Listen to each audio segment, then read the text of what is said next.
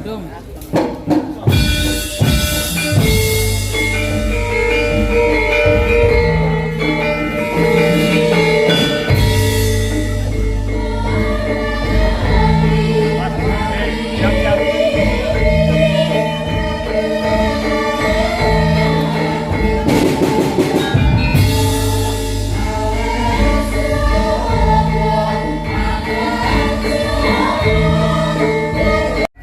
Kak. Iya iki cedhek barang kok iso. Agak lilir.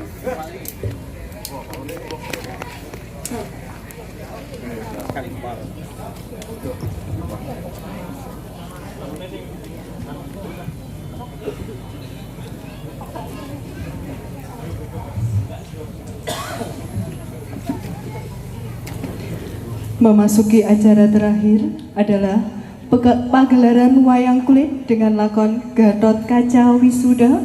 Selanjutnya acara kami serahkan kepada Ki Dalang Putut Aji Aguseno MSN. Kami selaku pembawa acara pamit undur diri. Bila ada kesalahan yang kami sengaja,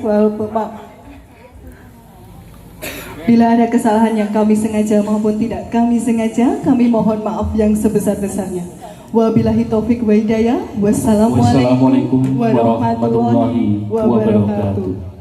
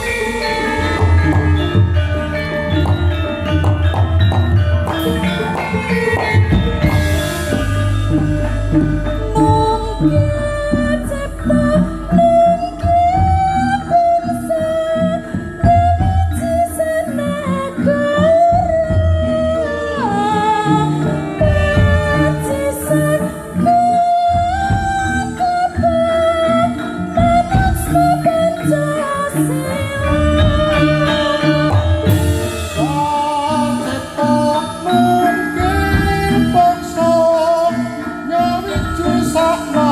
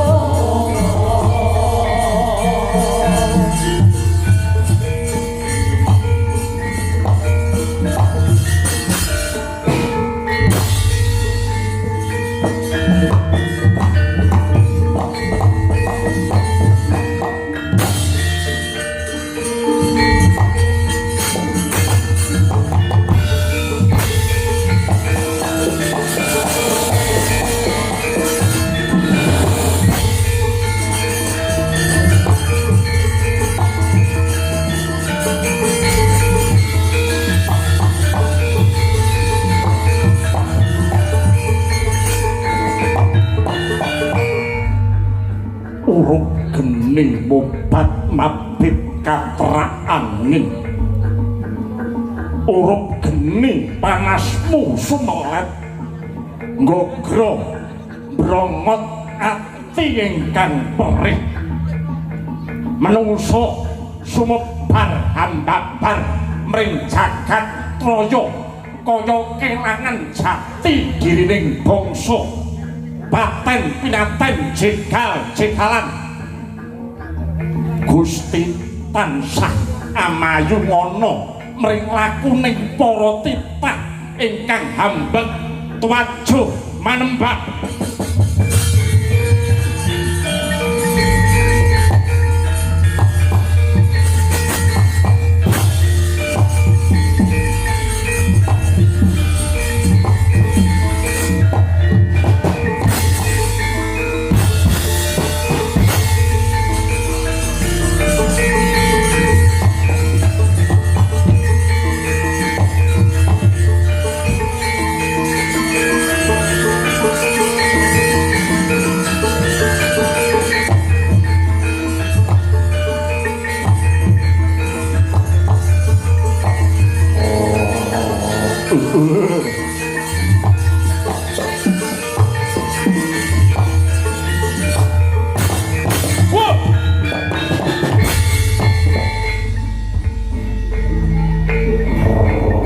ingsun Prabu Kala Pracana ing negara Giling Wesi katresnanku marang Bathari Supraba ora kena sinuyutan.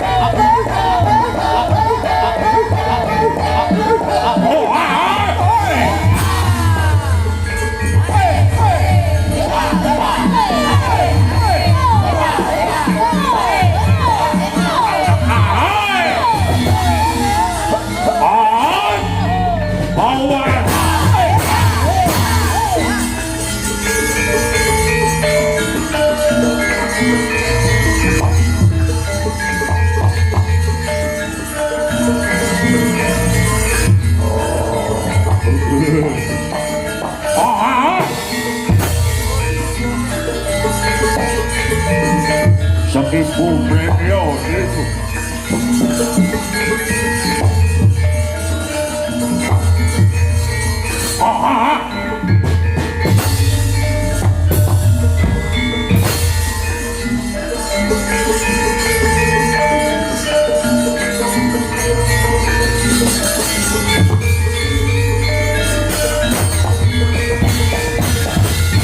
rumah wajud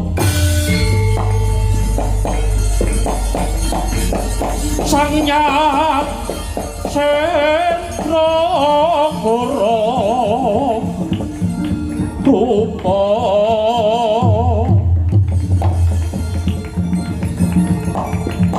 Mangsa Sakti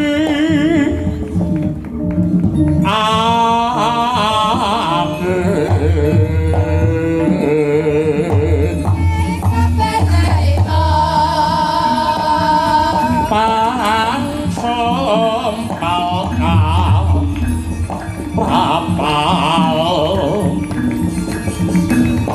selo-selo kaplesan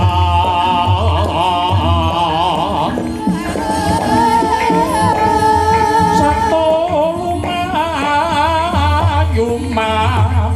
ngungsi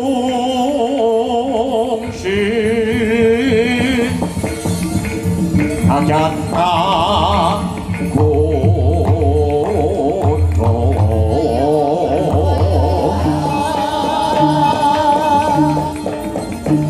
Kang Joko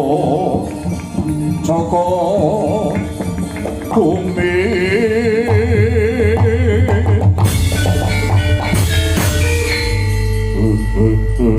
Atawa Oh Dewa Manik Raja Dewaku amal-amalku dewi warangka nata ing negara Giling Wesi Sekipu Tantra wonten dawuh katimbalan sinuwun amiji dumateng pisuwananipun ingkang abdi kula pun patih Sekipu apa ndadekake kadhating ati wadoh sonawe cerak sangsaya panjenengan raketake kuning nggih sinuwun wanter tinimbalan paduka ingkang sinuwun parang hamiji dumateng ingkang abdi kula pun patih Sekipu Tantra monggo kula aturi paring dawuh ingkang tetela sinuwun ya Sekipu kalungguhan iki rasaku wajur rasaku ketawur yawit saka aku iki gandrung keyungyun kelawan mantasaning widodari kahyangan sing jenenge Bathari Supraba Sekipu piyuh rasane wong gandrung wuyung kok nganti kaya ngene teh malah nalika samono panjenengan ingsun wis duweni pambukti daya kang sarta karti sampeka munggah ana ing kahyangan Suralaya nglamari marang Bathari Suprabawati nanging nyatane katresnane Pracona ditampik dening para dewa lajeng kersa ngandika ingkang sinuwun kadosa pundi ndadekake pingket rasaning atiku kumacelu kepengin tak pondhong ngemot Supraba mapan ana ing negara Giling Wesi sumanding marang lenggah ingsun mapan ana ing kene longan saka kuwi yen to dijaluk sarana waris para dewa orang mulungake Bathari Suprabawati kalungguhan iki dirudha paripeksa kowe minangka dadi sapu kawating praja negara Giling Wesi aja wedi kangelan mungkal ning kahyangan Suralaya jaluken sepisan jiki Suprabawati supaya mapan ning Giling Wesi parandene para dewa guguk ngutha waton bondan gajah larkang tanpa ratu kahyangan Suralaya kawinen sungsang bawana balik sendika mangestuaken dawuh sinuwun terwaca dawuh pandika ingkang sinuwun Prabu Kala Pracona kepareng bidal benjang napa aja kaya bocah cilik kaya bocah gedhe wae kalungguhan iki wek lampit brungkak kimpul gajah gelar singa tanpa barong singa tanpa barong atus pundi singa barong mungkal ning kahyangan sendika sinuwun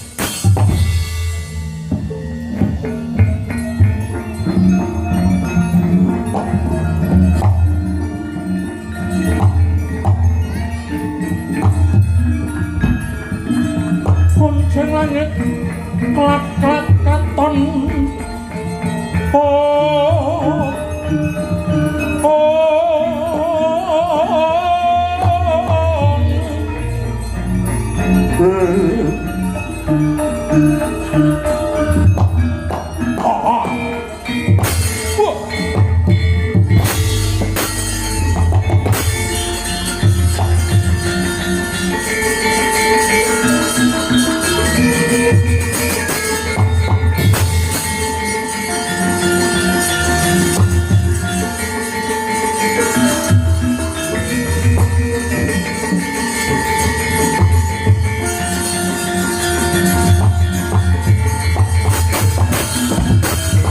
Pumyong kang pratangga busekan kang salmo kumpul sajuru-juru satata tanjarung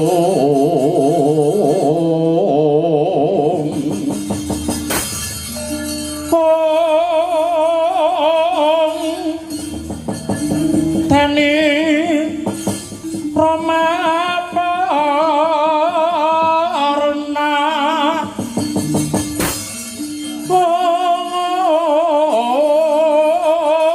yang tuaca kang bendring ungkung pisan nindya mantri kami nongko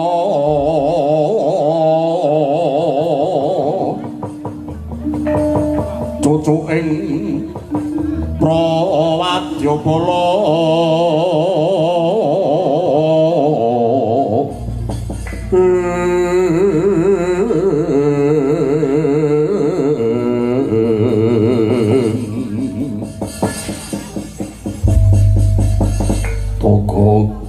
wonten dawuh lho kaget kowe tak timbali ana ing kene biasa piye sampeyan niku pun biasa nimbali kula nganti kula niki nyuwun sewu nggih nganti kula niki ngetutke sampeyan pirang-pirang puluh taun niku apal kalian lagian sampeyan nek dadak ngeten iki mesti wonten bab-bab sing ndadekake kuwatiring ati kula ya lho. Ya wis ta iya. Pokoke Kang Sinuwun kuwi wis nimbali awake dhewe ngene mesti gampang kok. Iya. Ning sik aku tak lungguh golek nggon gesek kok kene banjir. Iya. Aja nganti teles ya, Kang. Iya. Wonten dawuh kowe nate gandrung apa ora, Gur? Nun, kowe nate gandrung apa ora? Kulino nek kula niki. Napa mleh kula riyen pas jaman isih nom-noman kula niku wis ngentek-ngentekke napa-napa saderenge rabi kalih bojo kula niki. Sinten sing boten ngundangaken kebagusane togok riyen? Nek sakniki pun boten dene arep dicontoh kali adik-adik kula niku nggih sumangga resiko tanggung penumpang ngoten. Mergo nek wong sing jeneng tresna niku nek tresnane salah niku mengke iso ndadekake blai kanggone sing tresna, nek tresnane bener niku mengke iso dadi kamulyan lan kamukten niku wong tresna. Makane wong sakurunge rabi nika mesti digawa tenggene wong tiyang pinter umpamane wetone niku mengke digathukne iso tiba bener niku mengke nggih bener umpamane digathukne niku mengke ora bener nggih nyatanipun mboten bener tenan pintere wong Jawa niku wonten mriki menika ngilmunipun ngilmu titen pramila saking menika ngati-ngati menawi dolanan tresna niku nggih wonten mriki menika menawi prinsip kula menika sik enom dintek-entekne nakale ora apa-apa sing penting engko nek rabi dibaleni meneh ngene ta dibaleni meneh denggelmu mlocot engko nek rabi duwe anak yo mari kok mari niku mesti ngono kuwi bakale ana momen-momen tertentu bakale nduduhake kumate rak ngono. Ora aku tobat tenan kuwi bojoku melu tak bodasmu. Ora kok saiki HP-mu ora tau diceki bojomu kok saiki. Ora wae sangkine kowe ngerti kok bojoku kuwi. Aja blawanan pripun sampeyan gandrung kali sinten? Ora ana sing tak tresnani amung kejaba mantasaning widodari. Sing jenenge Bathari Supraba. Nun, Bathari Supraba. Ora sampe kok ora. Ora sasampak rasa dar-dar iki mengko kek piye butuhe ngono wae mergo iki wis mengi ya lho. Wis siap. Pake jam 1 rampung ya Kang. Ora. Jam 1 kuwi kesenengan niyagane jam 1 rampung. Bayarane genep jam 1 rampung. Piye kowe duwe ular-ular apa? Mboten badhe ngaturi. Ning sampeyan nika kedah enget sing naminipun judo tali mangsa. Sampun wonten perangane piyambak bilih raseksa menika kedah rabi kalian raseksi. Bathara menika kedah rabi kalian Batari. Nek panjak yoga nek kuwi bebas. Sing dipilih sapa? Sampeyan kedah ngugemi niku. Napa melih sampeyan pun dipun tampik to kalian para dewa? Ya. Aku ditampik kalian para dewa. Lajeng aku kongkonan marang patih Sekipu Tantra supaya munggah oleh kayangan ngorak-arik kayangan. Lah niki. Klentune sampeyan nggih mriki niki. Ditampik karo wong wedok kok nesu niku cara pundi? Niki malah boten ngatonaken jiwa prawira paduka. Nek ditampik kalih wong wedok niku carane pripun wong wedok niku genti nampa katresnan paduka. Wonten ora apa kuwi ora ditampa karo katresnane malah ora arek kayangan niki mengke bakale blai. Napa melih kados paduka nyuwun sewu. Kula kok mboten dumuk paduka menika adoh kalian Gusti kang karya jagat. Paduka menika nyatanipun tebih kalian Gusti kang karya jagat menawi to bondo donya kula mboten maiben. Jagat menika paduka gelung menika saged nanging menawi to babagan katresnan. Kamangka ingkang paduka tresnani menika boten wonten sanes amung kejawi Batari Suprabawati kang mapanipun wonten kayangan niki angel lho. Niki angel. Dewa niku sampun ngerti napa sing dadi tindak tanduke menungsa, ngoten. Napa melih sing jenenge Gudha nyuwun sewu. Sing jenenge Gudha menika boten mawas asor luhuring derajat lan semat ning kabeh menika dipun coba dipun godha. Sing sugih ya dicoba, sing mlarat ya dicoba. Sing sugih ora kuat cobane, gelem korupsi, gelem nyelingkuhke dhuwit negara. Wong mlarat ora kuat cobane. Pikir-pikir ki dewa ki saya pendak dina pendak wengi pendak dina ganti sasi uteke saya suwi saya stres. Nalika sawana Sinun Prabu Kala Pracana bakal gulung kayangan bae kelakon lah kok iki jabang bayi durung ilang pupuk lempuyange. Isih empuk bun-bunane lah kok malah dipakake aku. Bocah bagus. Alungguhan iki kowe aja alok swargamu mapan ana ing sajroning telakku kene.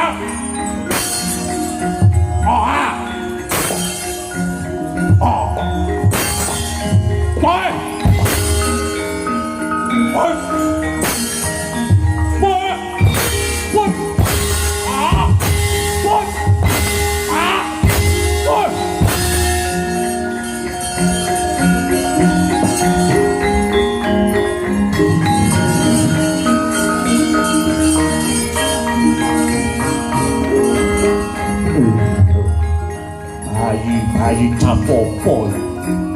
Ah! Oh! Ah! Oh! What? Why? Why? Ah! What?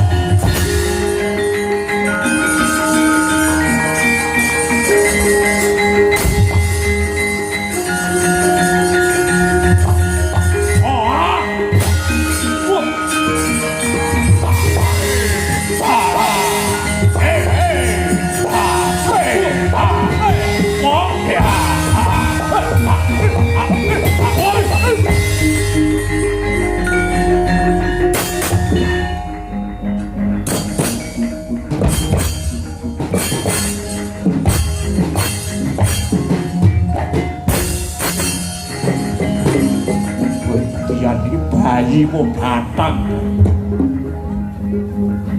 Bang!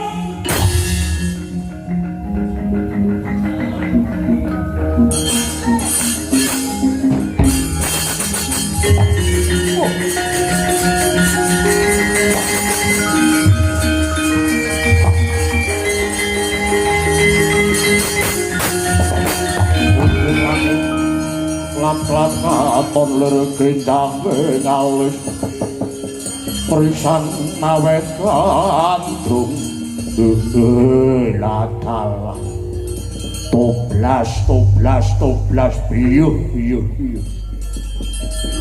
iki jane bayi po batang bocah cilik durung ilang pupuk lempu yang isih empuk bun-bunane parandene tak cokot genti joget tak banting malah rayak ngusang puyang malah iso jogetan seser iki besok gedhe sithik mesti wani ngedoli sawahe pake bocah ini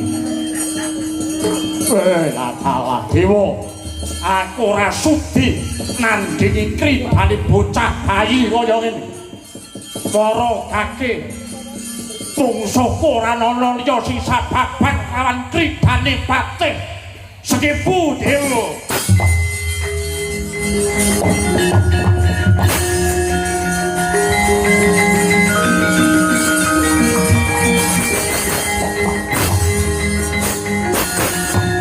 para dewa-dewa kabeh dewa lanang-lanang dewa-dewa sing rada banter dewa-dewa para widodari misalnya para widodari jane widodari kok kena to kalungguhan iki mara gake cawiske kawah candra dimuka ditater jabang tuwa yo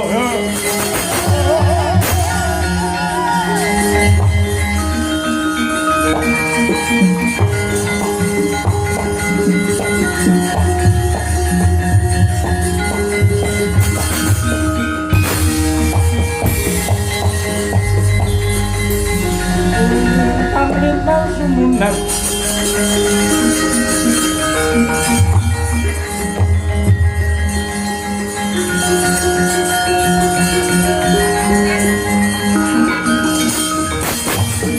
Jabang tetuko besok bakale bisa diwasa ngrurah angkara murka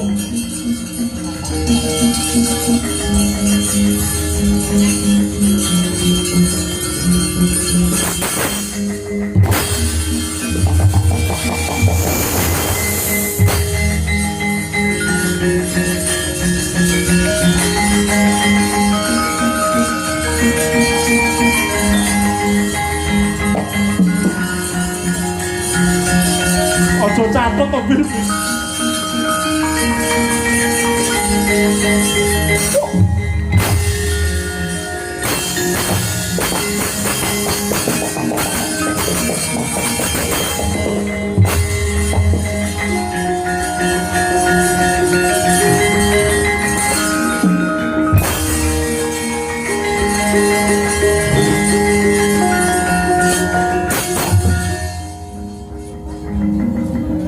Rati leboni sing gedhi-gedhi randang gedhi bocah iki.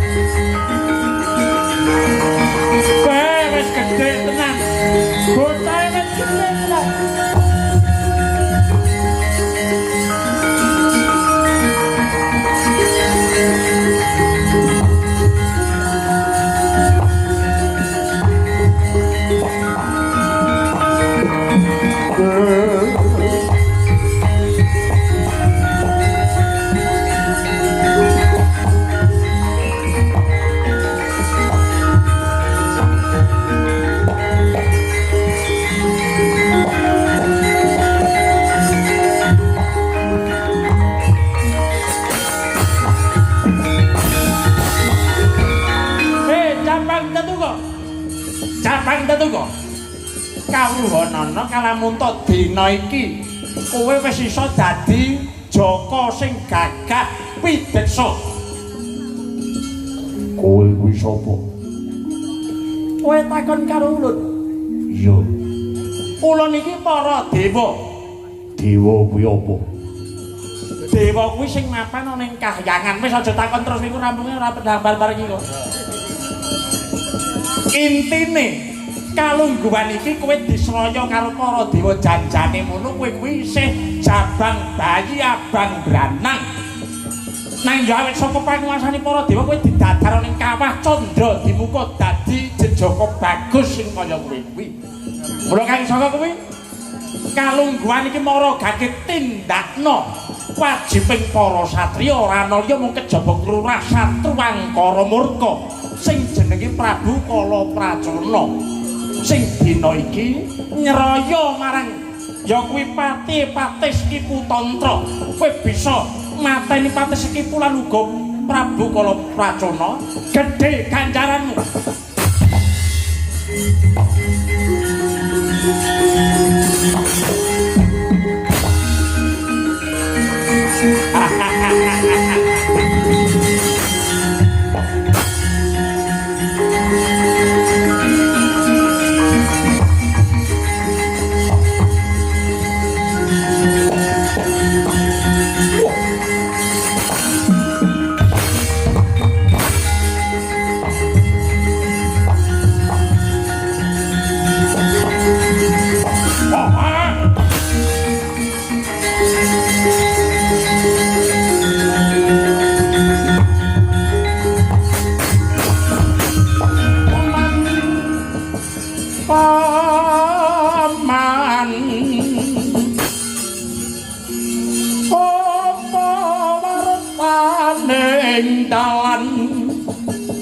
Dalanake wong mati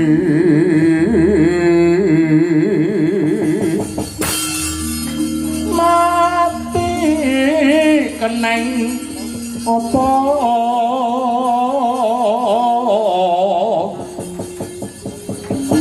mati den kaniyaya suto coco Prateng kikir sukmanya ilang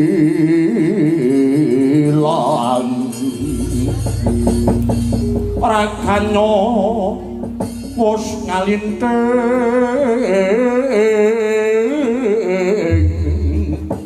oh la tala iki ana jejaka bagus sing ngontapake kridaku wis sapa Gus takon kelawan aku jagone para dewa kayangan Sulalaya jenengku Jabang Tetuko aku menjadi isih Jabang bayi kalungguhan iki wis ndungkap diwasa didadar dening para dewa saguh nginger tanceping gulung piye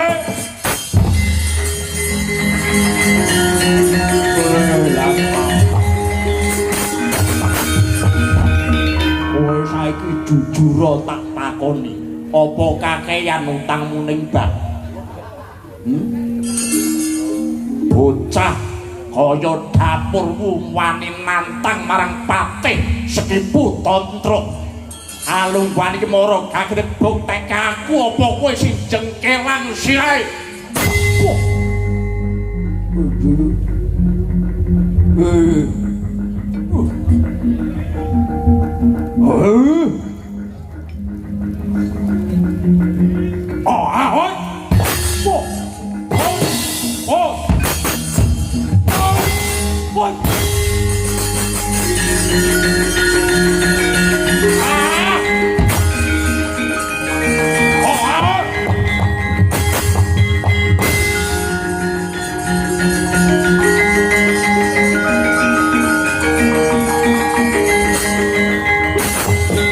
Ungalo dadamu yo gegermu yo dian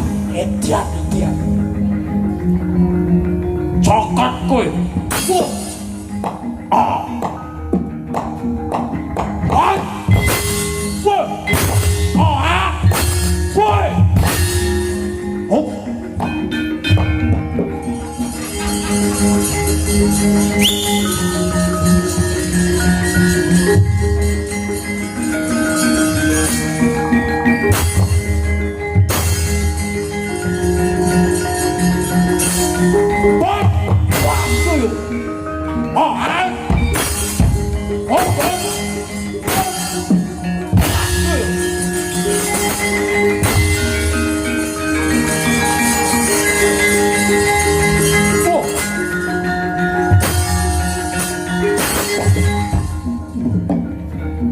Jani.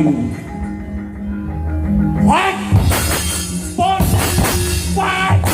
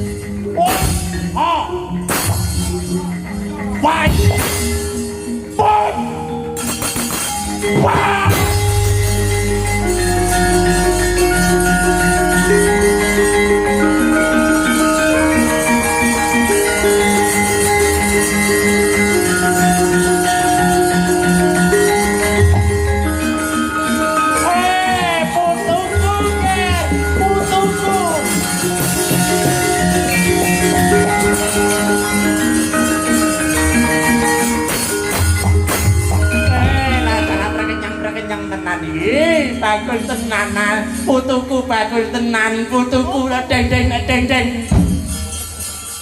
bagus tenan kowe ger, bagus tenan tangane aja malah kering ngono kuwi.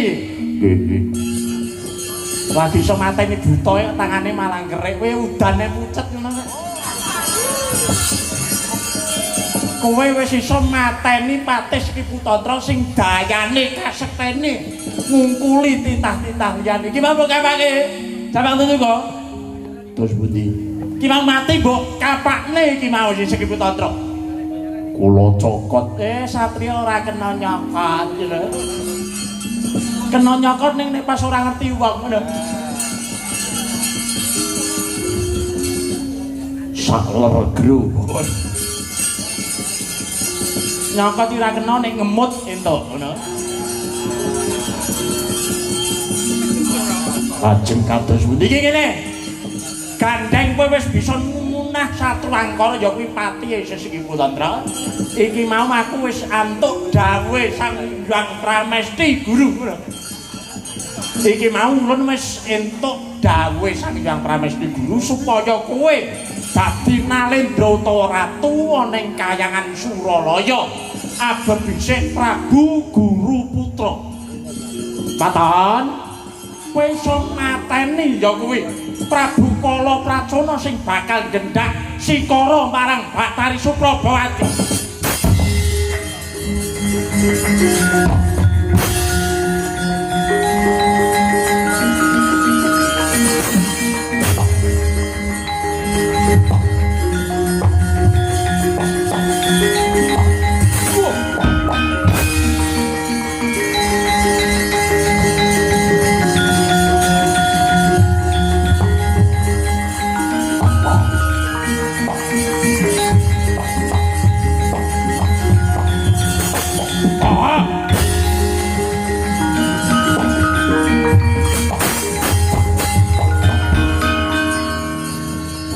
Bagus sapa sing dadi jenengmu?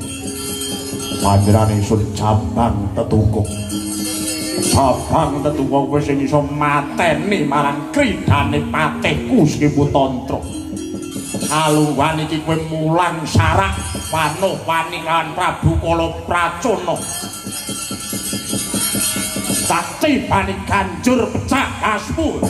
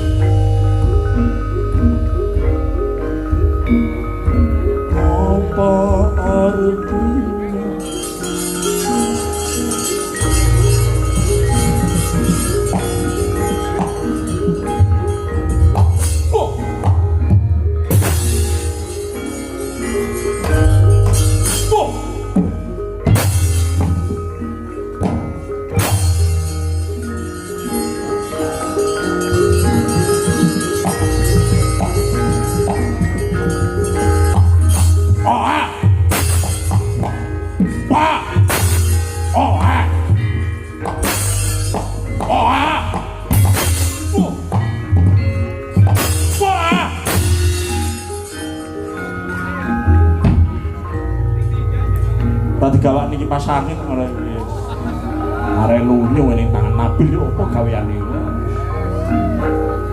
udut terus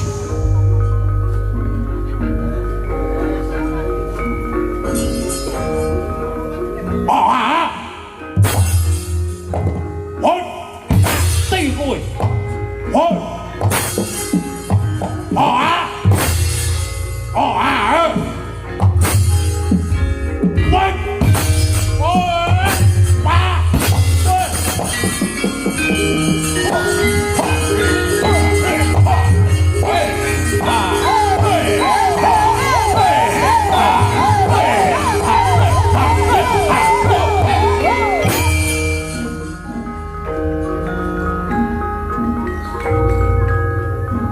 Kalau sabetanku tidak begitu bagus, kamu jangan kecewa ya istriku.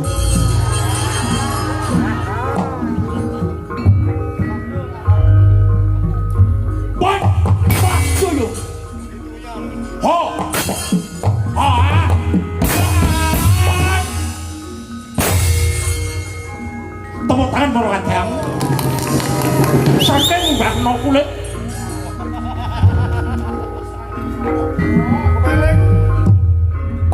Aduh, aku malah ketiban sampul.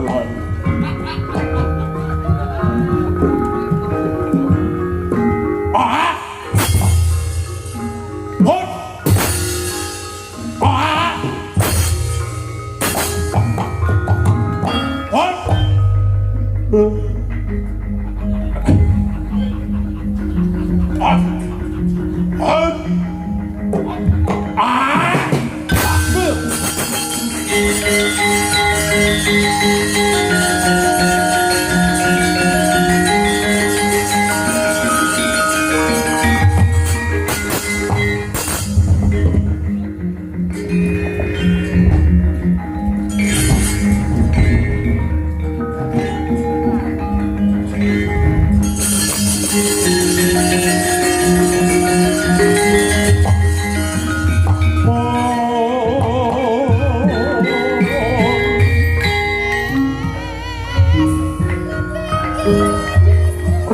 sang katut kaca kinon makan sangar kasuta kapira tresna